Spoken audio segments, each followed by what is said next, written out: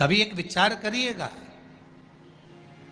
कि नरसिंह अवतार बैसाख के महीने में हुआ, कुर्मा अवतार बैसाख के महीने में हुआ, हयग्रीव अवतार बैसाख के महीने में हुआ, परशुराम अवतार बैसाख के महीने में हुआ, माता जानकी का अवतार बैसाख के महीने में हुआ। आखिर बैसाख के महीने में, माधव महीने में इतनी महत्वता क्यों?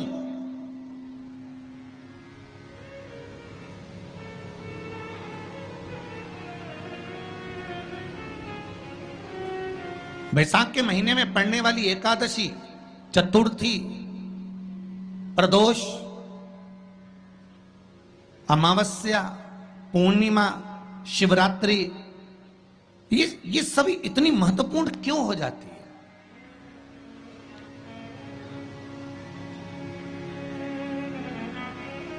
इसकी महत्वता इतनी प्रबल क्यों हो जाती है?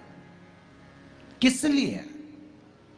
क्योंकि बैसाख का जो महीना पड़ता है, सूर्य की संपूर्ण तपन, सूर्य देव अपने पूर्ण तेज के साथ में, पूर्ण तेज के साथ में मृत्यु लोक के निवासियों पर, चाहे जलचर हो, थलचर हो, वायुचर हो, चाहे जो जीव हैं, उस पर जब किरण फेंकते हैं तो संसार का जो मनुष्य है उस पर जब ताप पड़ता है तो ताप पड़ने के कारण उसके मुख से भगवान का नाम निकल ही जाता है, स्मरण नाम निकल ही जाता है। जब उसके मुख से भगवान का नाम निकलता है तो वो भगवान की शरणागति खुद ग्रहण कर लेता है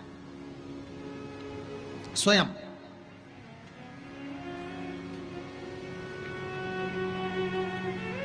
शरणागति ग्रहण कर लेना। बैसाख की पोथी पढ़ते हो आप लोग? आप में से अगर कोई पढ़ता हो बैसाख महीने की पोथी, तो उसमें एक वर्णन आता है,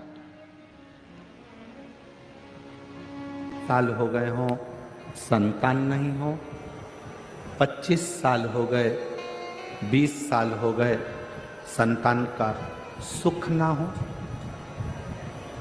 और डॉक्टर ने कह दिया कि कोई बहुत बड़ी बीमारी किसी व्यक्ति को है, रोग बड़ा, बीमारी बड़ी है, और उस बीमारी का कोई हल, उस रोग का कोई हल नहीं दिख रहा, कोई हल नजर ना आ,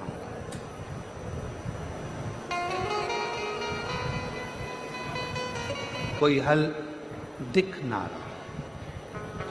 तो बैसाख महीने में शिव सप्त तीर्थ का एक अनुष्ठान अपने जीवन में जरूर है। मट्टी के पात्र में जल भरना और मट्टी के पात्र में जल भरकर प्रतिदिन रोज 7 दिन का ये नियम होता है सप्ततीर्थ का।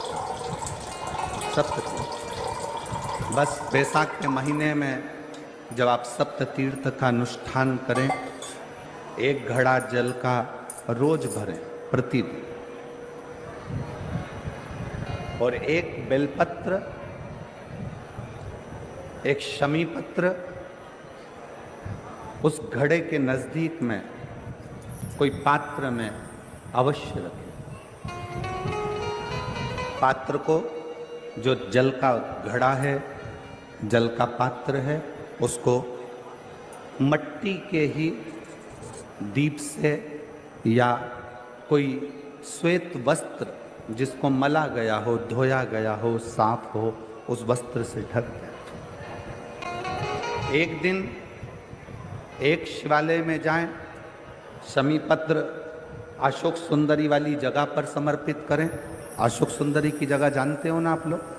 अशोक सुंदरी की जगह पर शमी पत्र समर्पित करें। बेलपत्र जहां आप खड़े हैं उधर से डंडी का भाग आपकी ओर हो, और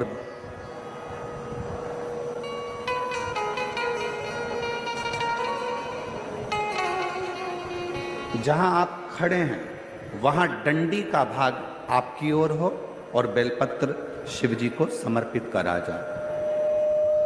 फिर जो मिट्टी के पात्र में जल है वो भगवान शंकर को अपनी कामना कर कर शिव जी को समर्पित कर दो।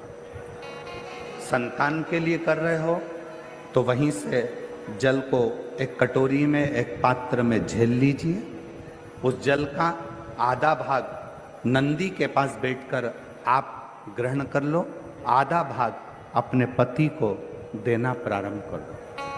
कोई रोग के लिए कर रहे हो, किसी बीमारी के लिए कर रहे हो, तो वो जल आप अपने घर की देहली में प्रवेश करने के पहले अपने मुख में उसको ग्रहण कर लो।